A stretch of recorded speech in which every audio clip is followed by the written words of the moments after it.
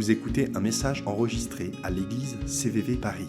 Pour plus d'informations, visitez notre site internet cvvparis.fr. Ok, on continue un petit peu notre série sur les dons. Et là, je vais essayer d'en traiter deux. Les dons de connaissance et les dons de prophétie. Qui sont un petit peu dans la même classe des ce qu'on appelle des dons de révélation. Mon objectif, c'est d'essayer de prêcher moins que d'habitude pour qu'on ait du temps juste pour pratiquer ensemble, pour découvrir ensemble. Donc du coup, je vais être un peu plus court. Je vais essayer, du moins. Notre texte de base... Bon, en fait, non, on va prendre plusieurs textes de base. Donc il n'y a pas de base, on va prendre des textes dans la Bible, ok ? 1 Corinthiens 12, versets 7 à 11. Il y a toutes sortes de dons de grâce, mais c'est le même esprit. Il y a toutes sortes de services, mais c'est le même Seigneur. Il y a toutes sortes d'activités, mais c'est le même Dieu. Et c'est lui qui met tout ça en action chez tous. À chacun, l'esprit se manifeste d'une façon particulière en vue du bien commun. L'esprit donne à l'un une parole de sagesse, à l'autre, le même esprit donne une parole de connaissance. L'un reçoit par l'esprit la foi d'une manière particulière, à l'autre, par ce seul et même esprit, des dons de la grâce sous forme de guérison. À un autre, des actes miraculeux. À un autre, il est donné de prophétiser. À un autre, de discerner les esprits.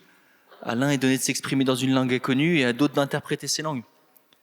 Mais tout cela est l'œuvre d'un seul et même esprit qui distribue son activité à chacun de manière particulière et comme il veut. Ça, c'est ce que Dieu fait. Il y a juste un florilège de dons que Dieu fait à son Église, par son esprit. Pourquoi ? Parce que, et ça j'aime à le rappeler, on a tous un don qui nous est fait par Dieu. Il n'y a pas une personne qui peut dire « moi je suis chrétien, mais j'ai pas de don ». Tout chrétien a un don. Et c'est pour ça que j'aime cette série, parce que je veux qu'on puisse les explorer ensemble. Que ce soit pas pour le parler en langue, que ce soit la guérison, que ce soit les prophéties ou les paroles de connaissance, que ce soit le discernement des esprits.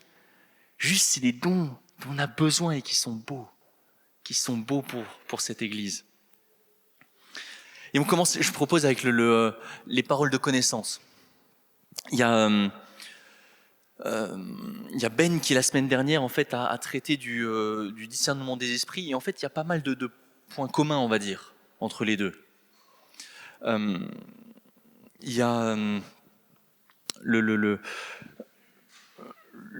don du discernement des esprits. J'ai l'impression que parfois c'est plus discerner une marche qui est en train de se faire, quel est l'esprit qui est en train d'agir en ce moment. Et le don de connaissance, il est pareil dans le sens en ce que on ne sait pas ce qui se passe et c'est Dieu qui nous informe d'une situation ou d'un événement. Ce don de connaissance, il concerne des faits ou des événements qui sont révélés, mais pas la façon de les appliquer. Ça serait peut-être le don de sagesse, dont parlera Ben la semaine prochaine. Tous ces dons se complètent les uns les autres, s'entrecoupent, se répondent les uns aux autres. Ce don des paroles de connaissance, il est utilisé pour apporter une révélation surnaturelle qui manifeste que Dieu est là, dans la pièce, et qu'il connaît le cœur des gens. Il manifeste la présence de Dieu et le savoir de Dieu. On a des exemples dans la Bible. Par exemple, Jésus, dans Jean 4, avec la Samaritaine. Il parle avec la femme samaritaine au puits et il lui raconte toute son histoire. Il lui dit, moi je sais que tu as eu plusieurs maris, tu as eu 5 maris et celui avec qui tu vis, c'est pas ton mari. Et en fait, elle est, wow, mais comment tu sais ça ? Et elle court jusqu'au village pour raconter tout ce que Jésus vient de lui dire. Pourquoi ? Parce que Dieu s'est révélé à ce moment-là. Bon, facile, vous allez me dire, parce que Dieu c'est Jésus. Effectivement, il a un bonus. Mais ce même don s'applique. Pourquoi ? Parce que si on est chrétien vient de Christ, on est comme des petits Christ, Dieu vit en nous. Du coup, là où je suis et où j'apporte une parole de connaissance, Dieu est là, comme pour cette femme samaritaine. Et j'aime bien ce don parce que, vous le savez peut-être pas, mais cette église est bâtie sur des paroles de connaissance et des paroles prophétiques. Je réécoutais cette nuit une prophétie que Gordon a reçue en 2007. Il était à une conférence et il y a quelqu'un qui prophétise sur lui en lui disant mais je te vois en train je paraphrase, hein, mais de reconquérir la ville de Paris. Je vois que tu vas avoir un nouveau manteau et j'entends le son de la trompette. Et dans la prophétie, on entend vraiment le mec qui fait la trompette de l'Éternel sonne et les gens vont se rassembler. Ce que Gordon partage, le fondateur Gordon, c'est le fondateur de cette église. Ce que Gordon partage juste après, c'est que toute la nuit, il a lutté avec l'histoire de Jéricho. L'histoire de Jéricho, c'est quoi ? Une ville qui est reconquise au son de la trompette. Et cette personne n'avait pas moyen de savoir ce qui s'était passé pendant la nuit et ce qu'il y avait dans le cœur de Gordon à ce moment-là. Mais cette parole de connaissance, pour Gordon, a été une révélation de Dieu me demande vraiment de faire ça. Il y a d'autres prophéties qui marquent l'histoire de CVV. Si vous faites Vision et Valeurs, on vous en parlera un peu plus. Si vous êtes nouveau ici, bienvenue.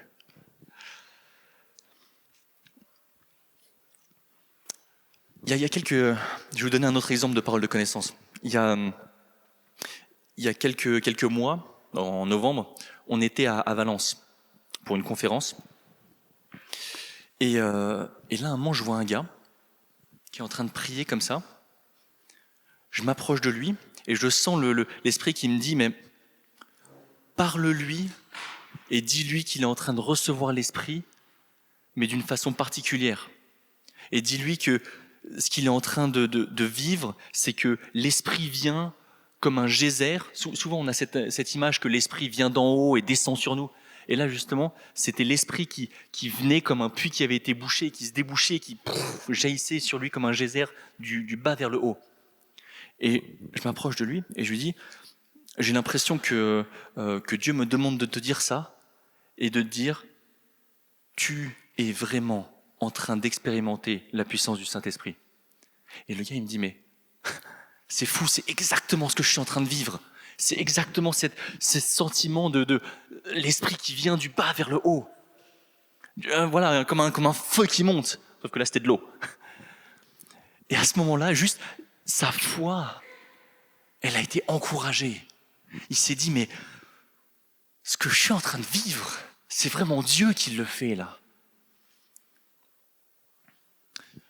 On a des exemples dans la Bible, dans l'Ancien Testament. Vous connaissez peut-être le roi Saül. C'est on a son appel dans 1 Samuel, verset 9. Saül va recevoir l'appel de sa vie pour devenir roi. Sauf que si moi, je m'avance vers vous et je vous dis, demain, vous allez être roi ou reine. Amen. Sauf que sur le coup, tu dis, ouais, mais alors, avec une vraie couronne ou une couronne spirituelle, tu vois, voilà. Voilà, tu prends tout, toi.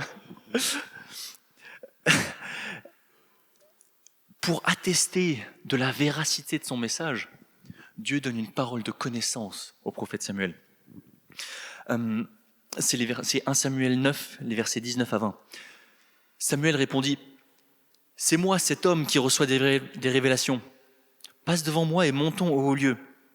Ton serviteur et toi, vous mangerez avec moi aujourd'hui, et demain, je te laisserai repartir après avoir répondu à toutes les questions qui te préoccupent.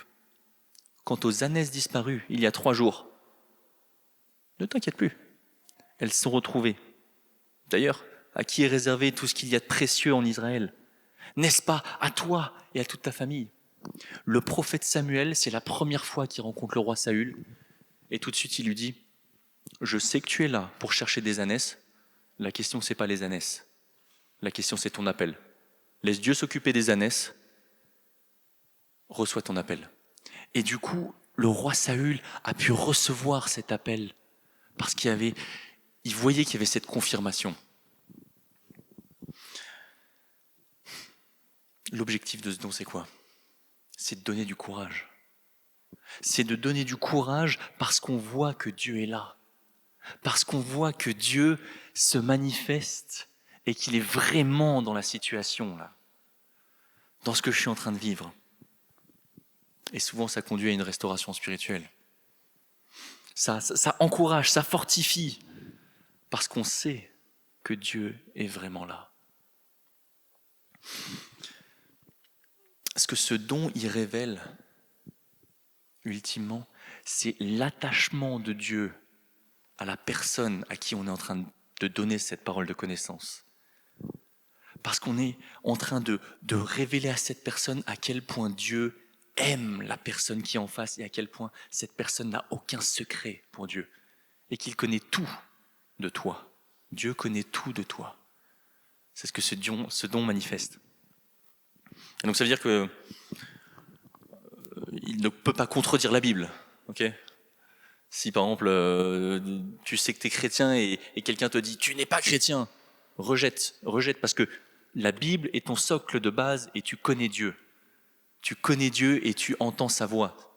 Si tu es chrétien, tu entends sa voix. Tout chrétien connaît la voix du bon berger.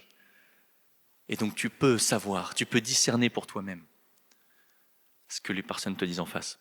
Et même j'ai envie de dire, j'ai envie de nous encourager à discerner, que ce soit quand on reçoit une parole de connaissance ou une parole prophétique, on est appelé à discerner, à savoir, mais à peser un petit peu, à tester. Est-ce que c'est vraiment pour moi ? Est-ce que ça s'applique à moi ? Est-ce que la personne, elle est vraiment en train de parler au nom de Dieu ou pas ? On est responsable. Et du coup, j'ai l'impression que ça enlève aussi un poids sur la personne qui donne cette parole, parce que c'est pas voilà, l'avenir de la personne se joue pas parce que moi je dois donner cette parole. C'est pas comme ça. Il y a un poids à discerner dans la liberté. Et j'ai l'impression que les paroles de connaissance, elles ne pointent pas vers le péché. Pourquoi ? Parce que ça, c'est l'ennemi qui le fait. C'est l'ennemi qui pointe du doigt un péché. C'est l'ennemi qui pointe du doigt et qui emprisonne, qui enferme l'autre. Donc si jamais quelqu'un vient et vous donne une parole de connaissance et que vous avez ce sentiment que je suis pas à l'aise là, je suis pas à l'aise, ben, probablement c'est pas Dieu qui parle à ce moment-là. Et juste ne le prenez pas. Pourquoi ? Parce que Dieu restaure. Dieu prend le péché sur lui. Il ne pointe pas le péché, il le prend sur lui. Et il enlève le poids du péché de nos épaules. Ça, c'est ce que Dieu fait. Il apporte la liberté, la restauration. Il restaure la relation avec lui ou avec les autres. Ça, c'est ce que Dieu fait. C'est le fruit du Saint-Esprit à travers une parole de connaissance. Donc il faudrait qu'on l'exerce dans l'humilité et l'amour, je pense. Et pas pour contrôler ou manipuler les autres. Le but de ce don, c'est de révéler la bonté de Dieu, juste. La bonté de Dieu et l'amour de Dieu envers la personne en face. Ça, c'est notre base. Notre base, c'est Dieu qui aime la personne en face et qui veut manifester son amour. Juste son amour et sa passion. Quand on lit le début de l'évangile de Jean, il y a Jésus qui rencontre Nathanaël pour la première fois et il lui donne cette parole de connaissance. Et il lui dit, c'est les versets Jean 1, 47 à 49, Jésus vit Nathanaël s'avancer vers lui. Alors il dit, voilà un véritable Israélite, un homme d'une parfaite droiture. D'où me connais-tu ? Demanda Nathanaël. Avant même que Philippe t'appelle, lui répondit Jésus. Lorsque tu étais assis sous le figuier, je t'ai vu. Et il y a une conséquence à ça. Ça produit quelque chose, ce genre de parole de connaissance. Ce que ça produit, c'est, chez Nathanaël, Maître, s'exclame Nathanaël, tu es le Fils de Dieu, le roi d'Israël. C'est ce que produit ce don dans l'autre. C'est juste de nous orienter vers Dieu, de nous faire aimer plus Dieu. Ça, c'est le don des paroles de connaissance quand il est mis en pratique.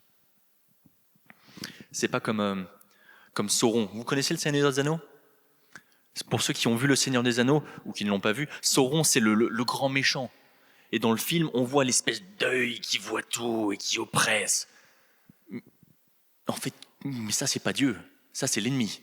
C'est l'ennemi qui fait ça. Alors que Dieu, lui, quand il montre qu'il nous voit, c'est pour nous élever.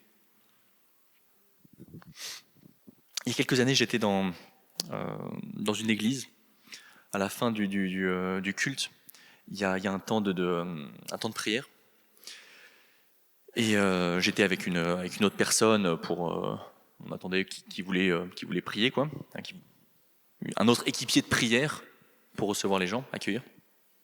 Et il y a une fille qui s'avance avec son fiancé. Et elle nous dit juste, voilà, elle s'avance et il voudrait bien recevoir la prière. C'est tout. On commence à prier et là, tout de suite, Dieu me met un focus sur son ventre. Et je lui dis, Dieu me demande de te parler de ton ventre, je ne sais pas pourquoi, mais juste, Dieu t'aime. Juste ces deux choses en même temps. Elle s'est mise à fondre en larmes. Elle s'est mise à fondre en larmes parce que il s'était passé quelque chose. Et du coup, à ce moment-là, cette parole de connaissance, ce qu'elle a produit, c'était pas de la honte, c'était pas du repli sur soi. C'était là où elle était incapable de verbaliser ce qui s'était passé. À cause de la honte, Dieu l'a relevée. Et Dieu lui montrait, moi je n'ai pas peur de ce que tu as vécu. Et je veux te restaurer là-dedans. Et du coup, suite à cette parole de connaissance, on a pu prier pour une restauration. Ça, c'est le fruit de ce don. Tellement beau. Dieu met en évidence quelque chose qu'on ne peut pas connaître et il atteste du coup sa présence et son amour. Et le fait qu'il n'ait pas peur de nous, mais au contraire qu'il fera tout pour être avec nous. Le don de prophétie. 1 Corinthiens 14, verset 1. Ainsi, recherchez avant tout l'amour, aspirez entre autres aux manifestations de l'esprit et surtout à prophétiser. Verset 3. Celui qui prophétise aide les autres à grandir dans la foi, les encourage et les réconforte. Fin de prédication. Je pourrais m'arrêter là, parce que cette phrase dit tout de l'objet de ce don, de la source du don qui est l'esprit et de l'objet qui est le réconfort, l'édification et l'encouragement. Ça dit tout ce verset. Je pourrais m'arrêter là. Mais on aime bien illustrer quand même.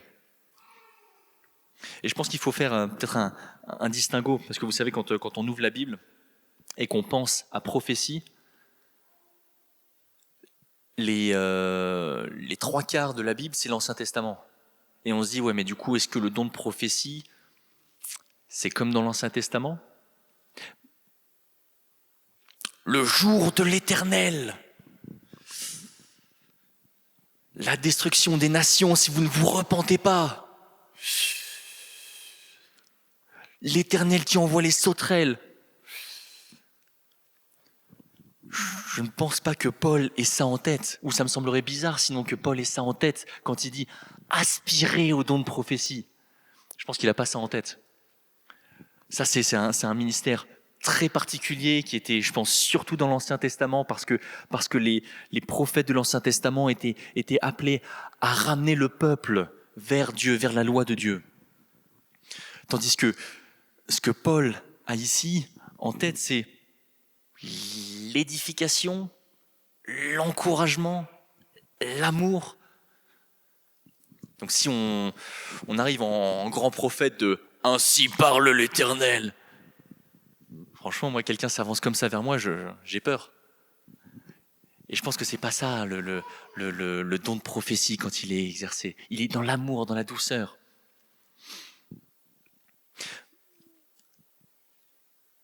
Ce qui fait ce don, c'est que il révèle Dieu. Dieu se révèle de plusieurs façons. Il se révèle dans la nature, dans les œuvres magnifiques que Dieu fait. C'est Romains 1. Dieu se révèle à travers la nature. Ce qu'on peut connaître de lui est clair pour nos yeux. C'est la révélation générale. Ensuite, on va avoir la révélation par la Bible, les Écritures, la révélation qu'on appelle spécifique. 1 Timothée 3, versets 16 et 17, toute écriture est inspirée de Dieu, utile pour enseigner, réfuter, redresser et apprendre à mener une vie conforme à ce qui est juste. Ainsi, l'homme de Dieu se trouve parfaitement préparé et équipé pour accomplir toute bonne œuvre. Ça, c'est la Bible. Et je pense que, je lance un chiffre comme ça, mais 98% de notre vie, on a besoin de la Bible pour mener une vie.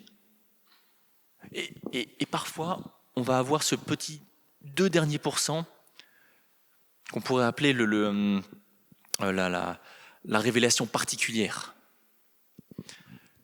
Et c'est notamment le don de prophétie ou le don de connaissance. Parce que ce don de prophétie, il révèle le cœur de Dieu pour nous, dans une situation particulière. C'est un message qui édifie, qui exhorte, qui console, toujours ces 3 mots-là, et qui pointe vers Dieu. Pourquoi ? Parce que la Bible, on peut mener toute notre vie grâce à la Bible, mais parfois il y a des situations où on a besoin que Dieu nous parle spécifiquement dans notre situation qui du coup n'est pas forcément adressée dans la Bible. Pourquoi ? Parce que c'est pas ça adresse pas toutes les situations. Il y a des moments où juste on est là et en fait des questions d'identité, on a beau lire la Bible et je me sens pas bien. Et cette identité parfois elle est remise en question et même si on ouvre la Bible et qu'on prie, des fois ça vient pas. Des fois on lutte et on est en prise avec des choses. Et c'est là que vient cette parole prophétique, quelqu'un qui reçoit et qui juste manifeste quelque chose de l'amour de Dieu. Juste cette petite fenêtre ouverte par laquelle Dieu montre à quel point il est passionné par nous. Et il utilise son Église pour ça.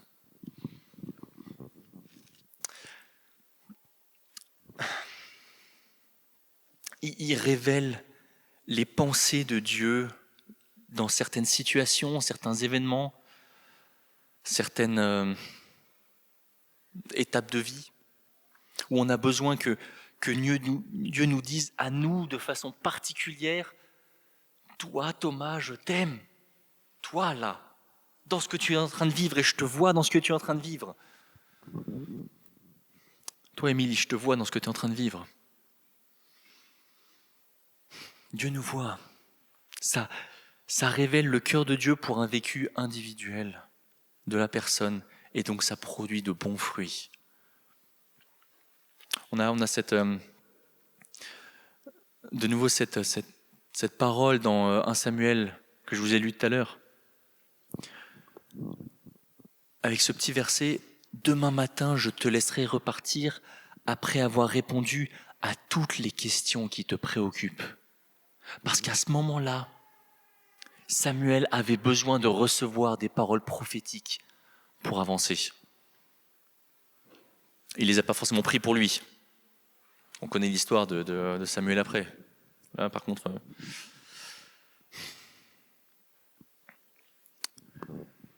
peut-être que vous avez vécu déjà ce genre de moment. Vous êtes dans une situation et vous savez que vous avez besoin que Dieu vous parle. Ça m'arrive tellement souvent. Et parfois on peut se dire, ok, mais voilà, mettons-nous dans le contexte, parce que tout à l'heure on va faire une mise en pratique, ce qui est chouette, je m'en réjouis. Mais des fois, on essaie de donner une parole de connaissance à quelqu'un et on a l'impression que ça tombe à côté. Et du coup, comment on le gère, ça? Pratico-pratique, ça veut dire quoi? Ben, parfois, ça tombe à côté ou pour plusieurs raisons. Peut-être que la parole que vous donnez maintenant à quelqu'un, juste peut-être qu'elle n'est pas pour maintenant. Peut-être qu'elle prendra son fruit plus tard. Ou peut-être que c'est juste là, voilà, plusieurs cas. C'est une parole pour maintenant, la personne la reçoit, au top. C'est une parole qui est peut-être pour plus tard. Du coup, on en verra les fruits plus tard. Petit tips, si on vous donne des paroles, notez-les pour vous en rappeler plus tard. Parce que mon espoir, c'est que vous receviez plein de paroles prophétiques dans votre vie. Pour les retenir toutes, notons-les. Donc, peut-être que c'est pour plus tard, parce que Dieu crée avec le temps aussi. Ou peut-être qu'on s'est mal exprimé. Parce que parfois on est pris dans le flot et on adopte un langage que la personne en face ne va pas comprendre. J'ai vécu ça la dernière fois où, il y a quelque temps, j'avais donné une parole à quelqu'un et j'étais persuadé que cette parole était vraiment pour cette personne. Mais juste, j'ai mis un tel charabia dedans, incompréhensible à la fin. J'ai l'impression que qu'il y a un trône et une restauration d'identité et un manteau qui est déposé. En fait, j'étais parti tellement loin, mais parce que c'était ce qui était sur mon cœur. Mais juste, j'aurais dû simplifier mon langage. J'aurais dû juste simplifier mes mots pour traduire toute la passion de Dieu à ce moment-là en de simples mots. Dieu t'aime. Et juste, il veut te le révéler maintenant. Il veut être avec toi. C'est juste des simples mots comme ça qui juste peuvent bouleverser. Et après, on peut essayer d'aller plus loin. Mais un langage simple qui peut-être parfois, justement, nous empêche ou empêche la personne de recevoir. Et parfois, ça peut être aussi que la personne en face, elle veut pas le prendre pour une bonne raison, juste parce que on s'est trompé. Ou parfois, c'est par peur que quelqu'un en face, on lui donne une parole et parfois, en fait, on n'arrive pas à l'accepter, cette parole. Parce qu'on a peur et c'est pas grave. Si on vous donne une parole et que à ce moment-là, ça vous fait peur, ça n'enlève pas l'amour de Dieu pour vous. Ça n'enlève pas que Dieu vous aime et son amour ne change pas par rapport à ça. Et si on se trompe quand on donne une parole, ok, on se trompe. Ça fait pas de nous un faux prophète. Et ça m'est arrivé des fois d'aller vers quelqu'un et de dire, en fait, je pense que je reçois cette parole pour ça. Est-ce que ça te parle? Et la personne qui me dit, non, je suis désolé, ça me parle pas. Conséquence, c'est chouette, j'ai déjà commencé à parler avec la personne, je peux prier pour elle. C'est pas grave si on se trompe. Notre identité, elle n'est pas définie par l'acuité de nos prophéties ou de nos paroles de connaissance. L'amour de Dieu n'est pas défini par ça, et notre identité n'est pas définie par ça. Pourquoi? Parce que quand on apporte une parole de connaissance ou une parole prophétique, d'où est-ce qu'on vient? On vient d'un moment où on est avec Dieu. Et donc notre identité ne change pas juste parce qu'on s'avance vers quelqu'un. Notre identité reste toujours en Dieu, fils et fille de Dieu. Ça ne change pas en fonction de est-ce que la prophétie elle atteint son but ou pas, ou est-ce qu'on s'est trompé? C'est pas grave. J'ai un petit texte de Julian Adams. Si vous ne connaissez pas, c'est quelqu'un qui a vraiment un fort ministère prophétique. Et il dit la chose suivante. Souvent, lorsque nous donnons des paroles de connaissance, / de prophétie, nous nous concentrons sur l'exactitude et nous mesurons notre succès en fonction de la justesse de nos paroles. Dieu, lui, attend de nous que nous obéissions à sa direction. Bien que la foi soit nécessaire pour que nous partagions une parole, Prendre des risques dans le royaume ne signifie pas faire un pas dans le vide effrayant. Prendre des risques pour les enfants de Dieu, c'est faire un pas en avant et faire confiance à un Dieu immensément bon qui nous aime. Nous ne connaissons pas l'échec. Sa grâce envers nous est comme un escalator qui monte, de sorte que même quand on a l'impression de tomber, on est quand même en train de monter. Ça, c'est la grâce de Dieu. Il faut célébrer le risque qui est pris dans l'Église. Si quelqu'un vous apporte une parole de connaissance ou une parole prophétique et que vous avez l'impression, je ne suis pas sûr que tu sois tombé juste remercier la personne et encouragez-la. Parce que quelle est la monnaie du royaume de Dieu si ce n'est la foi? Ça, c'est la monnaie du royaume, la foi et la grâce. Et quand on s'averse avec quelqu'un, on fait juste une dépendance de cette foi et de cette grâce. Et ça, on peut le célébrer dans l'Église. Et il y a plein de façons dont on peut recevoir une parole prophétique ou une parole de connaissance à donner à quelqu'un. Ben on a cité plusieurs exemples la semaine dernière. Ça peut être par des images. Moi, c'est souvent par des images ou des impressions, parfois par des mots. Il y avait un gars, j'étais en Angleterre là, à une conférence, et il y avait un gars, et juste, j'ai eu le mot léopard pour lui. Simple mot léopard. Et du coup, j'ai dit à Dieu, ok, je pense que c'est pour lui, donc j'y vais, je vais le voir. Et là, à ce moment-là, Dieu déroule le reste de l'histoire. Vous savez, parce que parfois, on reçoit une chose, et ce que Dieu nous demande, c'est de faire le deuxième pas. C'est de dire, ok, je crois que tu me parles, j'y vais. Et là, Dieu donne un peu plus, et un peu plus, et un peu plus, et un peu plus, et un peu plus. Et finalement, il nous donne ce qui était un mot, le mot léopard, s'est transformé en j'ai prophétisé pour lui pendant 3 minutes. Parce que juste Dieu déroulait au fur et à mesure des plans ou son amour pour cette personne. Ça peut être une impression, une image, un mot, un odorat. C'est ce que Ben partageait. Apparemment, la truffe de Ben est assez sensible à l'odorat divin. Moi, ça m'est jamais arrivé. Je trouve ça impressionnant. J'ai entendu des personnes où c'était une mélodie qui venait, et une espèce de mélodie prophétique. Ils voyaient quelqu'un, ils entendaient une musique et ils y allaient. Parfois, c'est une couleur aussi sur la personne. Pourquoi ? Parce que Dieu nous a créés tous avec une fibre artistique. Dieu aime l'art et il nous a créés comme des artistes, plus ou moins. Il y a des brins d'herbe artistes et il y a des séquoias artistes. Mais tous, on a un côté artiste. Et du coup, il parle à notre sensibilité, à ce qui nous est sensible. Et au final, j'aimerais bien qu'à terme, c'est peut-être un rêve que je vous partage là, qu'on crée une culture prophétique dans l'Église. Qu'on crée une culture où ce qu'on voit chez l'autre, c'est la pierre précieuse que Dieu voit.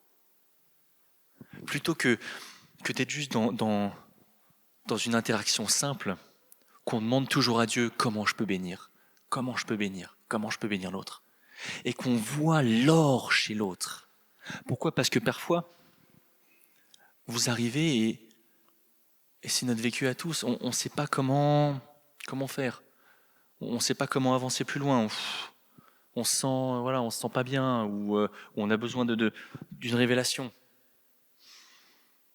Et juste à ce moment-là, il y a quelqu'un qui peut venir et qui peut révéler le cœur de Dieu pour nous à ce moment-là. Et ça peut être une culture prophétique qui se crée. Pas forcément juste le dimanche quand il y a le micro devant, mais derrière, dans les rangées, dans la semaine. Dieu agit dans la semaine. Surtout même dans la semaine, dans un sens.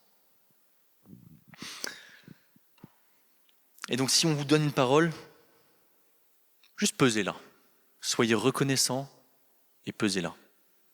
Est-ce que vous le prenez ou pas ? Et dans tous les cas, que ce soit fait dans la reconnaissance et la joie. Parce que c'est juste des dons de Dieu. je vous propose qu'on passe sur un temps pratique. Juste des tout petits tips, des tout petits indications. En général, Dieu, s'il veut se révéler pour un mariage, il le fait de façon très particulière. Donc, vous savez, on ne va pas aller vers la personne, je suis célibataire et je dis, Dieu m'a dit, dans 1 an, jour pour jour, c'est l'hôtel, toi et moi. Je pense pas, vraiment, je pense pas. Retenez-vous. Et même si vous êtes attiré par quelqu'un, n'allez pas juste vers cette personne pour dire « Ouais, je prophétise parce que, franchement, juste parce que je t'aime, donc je veux toujours prophétiser sur toi et je veux te montrer que je suis spirituel. » C'est pas, la personne ne va pas être attirée par vous juste parce que vous êtes très, très prophétique. Elle va être attirée par vous, pour vous, votre personnalité. Le mariage, on laisse de côté. Pareil pour, si vous avez besoin d'argent, n'allez pas voir quelqu'un en disant « L'Éternel m'a dit, donne-moi 10 000 euros. » Pareil, ça marche pas, ça. Hein. Ou annoncer un décès. Tu vas mourir dans 2 jours. Nope, stop, pas de Dieu, ok? Une parole donnée ne contredit jamais la Bible et elle libère toujours la personne en face. Elle restaure la personne et elle l'oriente vers Dieu. Ça, c'est les fruits qui sont produits par ces 2 dons. Et ça provient d'une place d'intimité et d'humilité avec Dieu. Juste dans l'intimité avec Dieu. Et ces 2 dons, c'est juste un débordement du cœur de Dieu pour la personne en face. Donc notre base, c'est l'amour. C'est l'amour et l'intimité avec Dieu. Et ce qui est produit, c'est pouf, ce don qui se déverse après.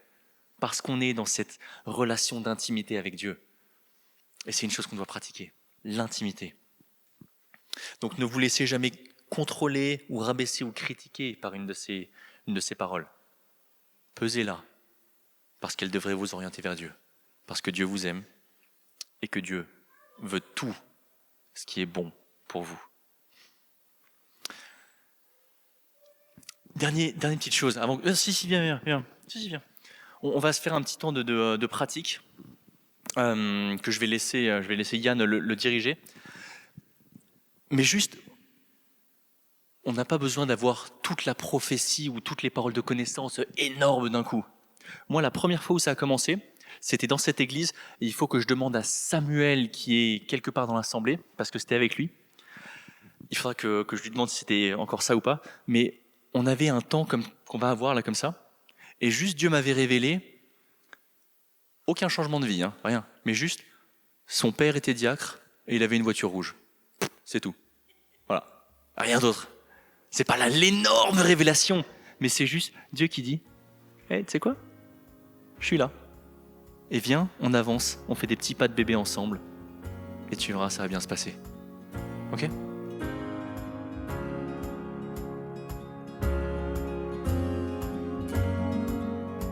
Vous venez d'écouter un message enregistré à CVV Paris.